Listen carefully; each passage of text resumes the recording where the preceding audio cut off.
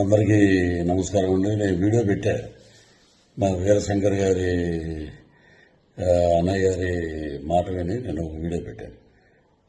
ఆ వీడియో కూడా సరిపోదంట. So cinema నటుడుగా, ఒక కమెడియన్గా వెస్ట్ ఈస్ట్లో పుట్టాం పెరిగాం కాబట్టి మాకు వెటకారం అనేది మాకు వెన్నతో పెట్టిన విద్య.